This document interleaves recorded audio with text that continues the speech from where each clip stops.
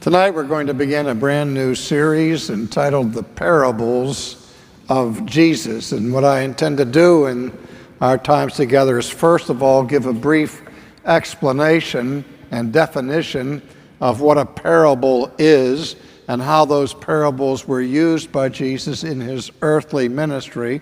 And then after that brief introduction, it is my plan to give an exposition of 11 parables that I have selected for this course. Now, Jesus gave many more parables than those 11, but in the time constraints that we have for this series, we're going to focus our attention on just 11 of them.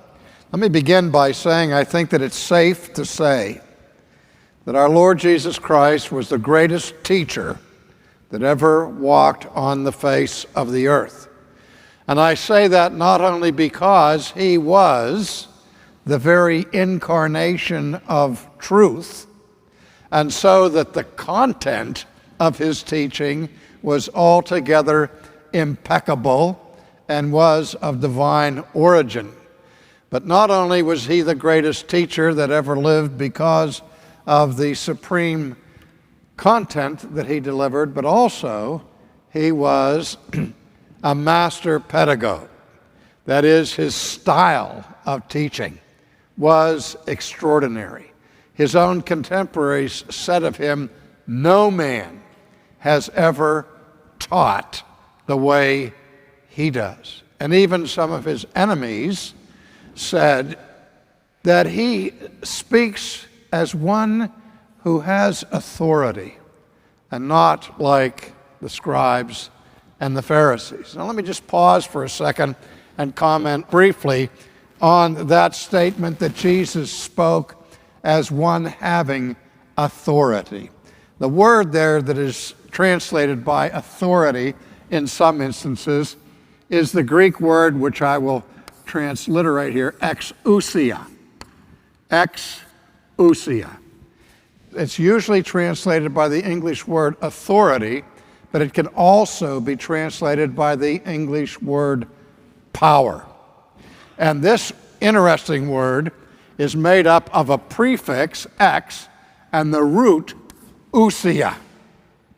And I think you know what that prefix ex means. If you're ever in a difficult situation, the theater you're in catches on fire, you look for the sign that says exit, because you know that that's the way to get out. And so the prefix ex means simply from or out of. But what I'm most interested in is the root of this word exousia. The word ousia is the present participle of the Greek verb to be. And so it can be translated by the word being, or essence, or substance, or even more crudely, simply stuff. And so if we look at the etymology of this word that is translated authority, it means literally out of substance, out of stuff, out of essence, out of being. And the idea here is that the teaching of Jesus is not frivolous. It's not superficial. There's not a desultory word that ever comes from his lips. Everything that he says has substance to it. Everything that he says carries the very weight of his own authority. And so we understand that Jesus uniquely taught from this standpoint of authority, the authority of God himself, where he said, "I say nothing on my own authority, but I only say that which has been given to me by the Father." Now, in his unique proclamation of truth with authority, in his pedagogical style, he's perhaps most noted for his use of parables. And a brief comment on that. First of all, the idea of the parable is not something that began or was invented by Jesus. There was a tradition among the Pharisees and the rabbis of that day to use parables. But their use of parable was different slightly from Jesus' use of it. The use of the Pharisees with parable was to explain or to illustrate the meaning of the Old Testament Mosaic law. Jesus' use of parables was not simply to illustrate previous revelation that had been given and delivered through Moses and the prophets of the Old Testament, but his use of parable was to give new revelation that was heretofore unknown. And so it was an important difference from his use of parable and that of the Pharisees. Second of all, you won't find a parable anywhere in the New Testament outside of the Gospels. The Gospels are filled with the use of parables, but they are strangely absent from the rest of the New Testament. And they're most infrequent in the Old Testament. Perhaps you will remember the most famous parable of the Old Testament, and that was the one delivered by the prophet Nathan when he came to David after David's sin with Bathsheba, and he told them the story of this rich man who had many sheep, and he took this one sheep from the poor man who loved this sheep dearly and arrogated it to himself. And when David heard that story, he was outraged, and he said, "Who is that man? Find me that man. Bring him here. I'm not going to put up with that in my kingdom." And so even with the use of the parable by the prophet Nathan, David didn't get it until Nathan got in his face and said, "David, you are the man." Now, I mention that famous parable of the Old Testament because in that case, Nathan came to David with judgment. He came in a moment of crisis.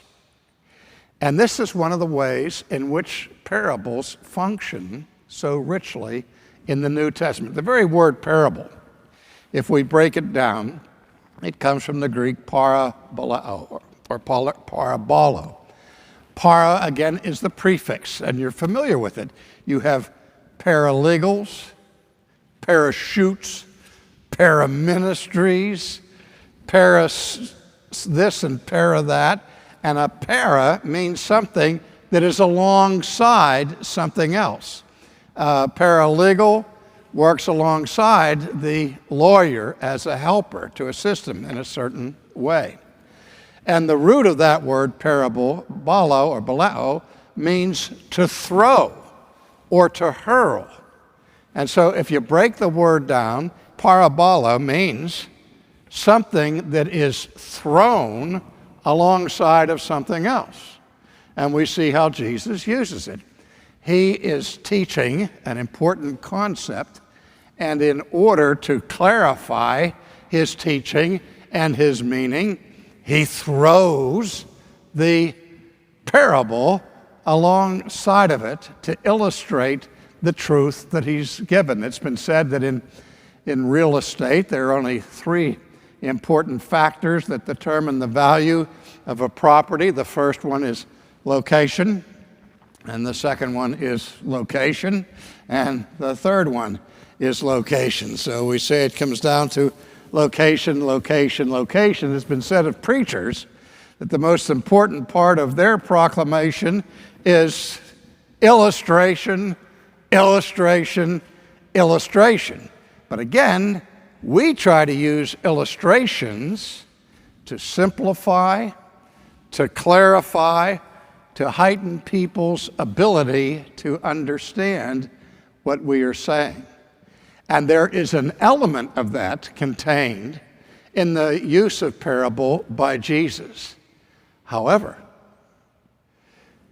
there is another element, an element that is somewhat mysterious and sometimes gives us pause. Some people find it objectionable.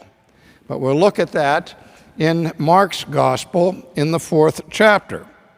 Right after Jesus had preached his famous parable of the sower, he said at the end of that parable, "He who has ears to hear, let him hear."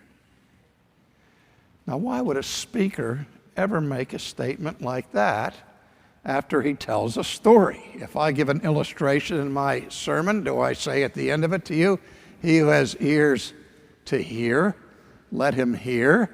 Because we're almost 100% certain that everybody who's present in the congregation has 2 ears. They may have a percentage of those who can't hear and are hearing impaired, but again, the vast majority of people who are sitting under the sermon are able to hear the sound waves that come through the ears. And so why would Jesus say, "He who has ears to hear, let him hear"? Well, he's obviously not talking about a simple response to an impact on the auditory nerve in the ear. He's talking about people who have an ability to hear, to understand, and to embrace the truth of it. To hear not simply the audible sounds that are being made, but to get it and to embrace it. In fact, there's a strange phenomenon in the Greek language with respect to hearing. The verb to hear is the verb akouein, from which we get the English word acoustics.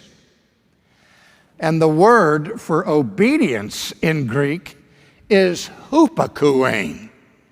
And that prefix hupo is the prefix from which we get the English word hyper, or the word super.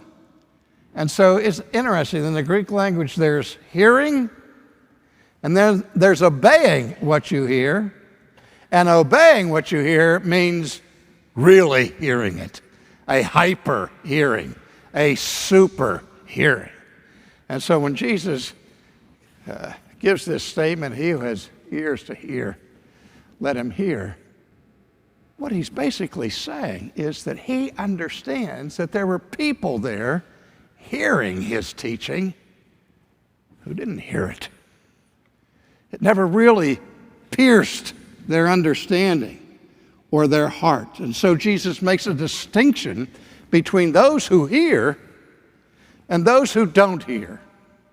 And we get further explanation of that in this strange passage in Mark chapter 4, where we read these words. After Jesus said to them, "He who has ears to hear, let him hear." But when he was alone, those around him with the 12 asked him about the parable. And he said to them, "To you it has been given to know the mystery of the kingdom of God. But to those who are outside, all things come in parables, so that," he says, "seeing they may see and not perceive, and hearing they may hear and not understand, lest they should turn and their sins be forgiven them." So what's going on here is that to those who have ears to hear, the parable is an instrument that Jesus uses to give a deeper understanding of the things that he's saying. But to those who don't have ears to hear, the parable is actually an instrument of concealment. It's not simply given to make everything clear to people, but it is to obscure to those who are the outside, that are not given the understanding of the mystery of the kingdom of God. Now that sounds somewhat harsh, isn't it? That Jesus comes, and he not only comes to instruct and to help people understand the kingdom of God, for those who have ears to hear it, but also his coming is a kind of judgment on those who don't want to hear the truth. Remember, in our fallen condition, we're described in New Testament terms that we, by nature, do not want to have God in our thinking. We don't want to hear his word. We have no desire to understand his word. We're fugitives from his word and enemies of that word. And because of that, whenever God speaks his word, which is redeeming to some, it is an expression of judgment on others. Let's go back just for a moment to the prophet Isaiah, to his call in the 6th chapter of the book that bears his name. After he has the vision of the Lord high and lifted up, and he hears the Trisagion, the song of the seraphim, holy, holy, holy is the Lord of hosts, and he's overwhelmed and pronounces a curse on himself, and then God instructs the seraphim to take a burning coal from off the altar and come and sear his lips, and while he's trembling before the holiness of God, in profound anguish and horror and terror, God says, "Whom shall we send? And who will go for us?" And Isaiah, through those blistered lips that had just been cauterized by that hot coal, says, "Here am I. Send me." And so what does God say to his prophets? He says, "Oh, Isaiah, that's a wonder. I'm so glad you volunteered for this mission. I'm going to anoint you with my Holy Spirit. I'm going to make you the most popular evangelist that ever walked the face of the earth. And the crowds will be streaming into arenas in order to hear every word that comes from your mouth." That's not what God said. Rather, he said to him, "Go and tell this people, keep on hearing, but do not understand. Keep on seeing, but do not perceive.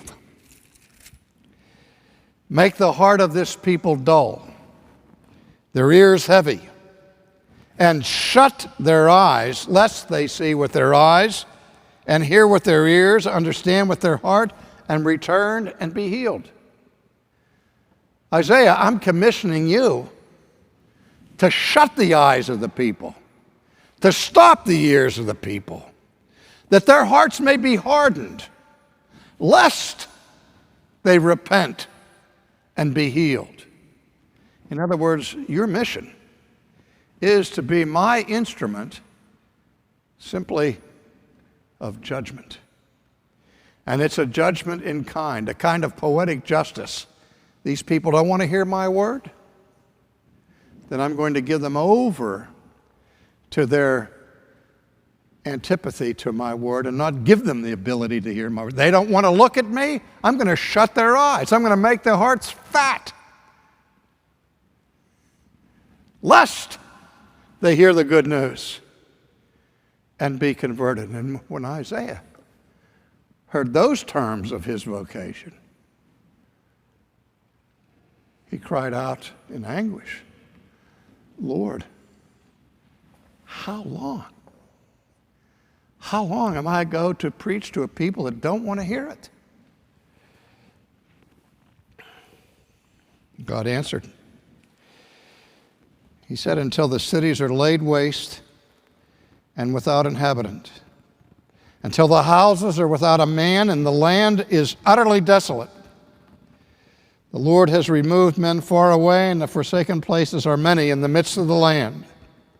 But yet a tenth will be in it and will return. And as the terebinth tree or an oak whose stump remains when it is cut down, so the holy seed shall be my stump. I've kept for myself a remnant of my people who will hear what you say? And who will be given ears to hear? There's an interesting word in the New Testament that is used that really describes Jesus' entrance into the world. And it's the Greek word KRISIS. KRISIS. Now that word is translated by the English word judgment. We bring it over into our language by a different word, the word crisis. And the greatest crisis that the world ever experienced was the advent of Jesus. He came for a rising and a falling of many in Israel. He said, I came not to bring peace but a sword, to set father against mother and husband against wife and parents against children. He's the rock of stumbling, the stone of offense. For those who love him, he is the aroma of salvation. To those who oppose him, he's the grounds for their condemnation. And all of this is seen in his use of the parable. He would take his disciples aside and say, to you is given the mystery of the kingdom of God. Finally, this. When we go through the parables, you will see there are many different themes. But one of the most common themes of the parable is the theme of the gospel of the kingdom of God. The term gospel is used three ways in the Bible. One way is to describe a particular literary form, the Gospels, the books that tell us about Jesus and his life and ministry. But in the first instance, the gospel that is defined and proclaimed by John the Baptist and then by Jesus is the good news of the kingdom of God. And later in the epistles, with Paul, for example, he talks about the gospel of our Lord Jesus Christ, so that the content of that gospel is Jesus, his person and his work. But that transition comes from the initial announcement of the good news, which is the announcement by John and the announcement of Jesus of the breakthrough of the kingdom of God. And so over and over and over again, throughout his parables, Jesus will say, and the kingdom of God or the kingdom of heaven is like unto this. And he would throw, along with that announcement, the parable that we might understand the mystery of this kingdom.